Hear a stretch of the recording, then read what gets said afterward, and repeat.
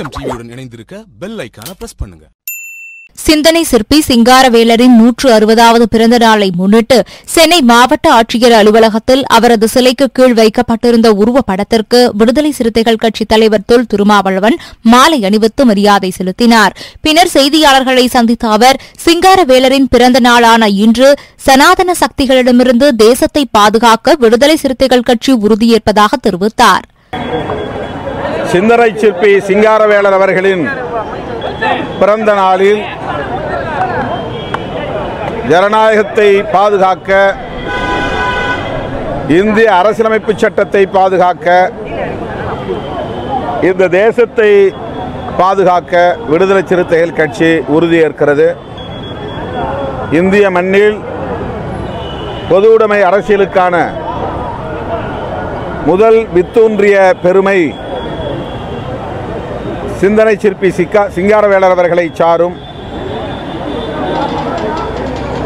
பாட்டாளி வர்க்கத்தின் விடுதலைக்காக, பெண்களின் விடுதலைக்காக, ஒரு புரட்சிகர ஜனநாயகத்தை வென்றெடுப்பதற்காக இந்த மண்ணில் தன்னை முழுமையாக ஒப்படைத்துக் கொண்டவர் சிந்தனை சிற்பி சிங்காரவேலர் அவர்கள். மேலும் ஸ்டெர்லைட் ஆலையை திறக்க உச்சநீதிமன்றம் தடை விதித்திருப்பது ஆறுதல் அளிப்பதாகவும், ஸ்டெர்லைட் ஆலையை நிரந்தரமாக மூட அமைச்சரவையை கூட்டி தமிழக அரசு கொள்கை முடிவு எடுக்க வேண்டும் என்றும் விடுதலை சிறுத்தைகள் கட்சித் தலைவர் தொல் திருமாவளவன் வலியுறுத்தினார். தேசிய பசுமை தீர்ப்பாயம் ஸ்டெர்லைட் ஆலை நிர்வாகத்திற்கு சாதகமாக அளித்த தீர்ப்பு செல்லாது என்று உச்சநீதிமன்றம் தற்போது தீர்ப்பளித்திருப்பது ஆறுதல் அளிக்கிறது.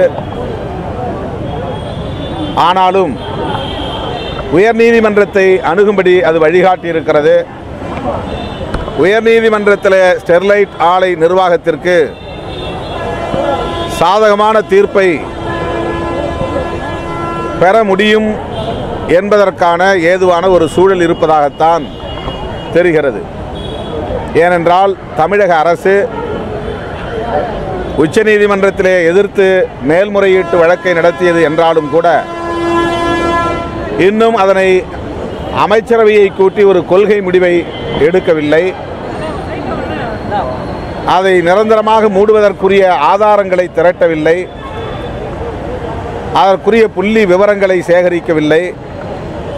ஆகவே இதுவெல்லாம் ஸ்டெர்லைட் ஆலை நிர்வாகத்திற்கு சாதகமான சூழல்கள். எனவே உயர்நீதிமன்றத்தில் ஸ்டெர்லைட் ஆலை நிர்வாகம் அணுகினால் அவர்களுக்கு எதிரான ஒரு தீர்ப்பு வந்துவிடும் என்று நாம் நம்ப முடியாது. தமிழக அரசு அதற்குரிய கொள்கை முடிவை எடுத்தால் அன்றி, உரிய புள்ளி விவரங்கள் மற்றும் ஆதாரங்களை திரட்டினால் அன்றி ஸ்டெர்லைட் ஆலை நிர்வாகத்திற்கு எதிரான ஒரு தீர்ப்பை பெற முடியாது என்பதை விடுதலை சிறுத்தைகள் கட்சி சுட்டிக்காட்டுகிறது. அது வரவேற்கத்தகுந்தது. சிபிஐ விசாரணைக்கு உட்படுத்த வேண்டும் என்பதுதான் நம்முடைய கோரிக்கையாக இருந்தது. தற்போது அது சட்டப்பூர்வமாக தீர்ப்பளிக்கப்பட்டிருப்பது வரவேற்கத்தக்கது.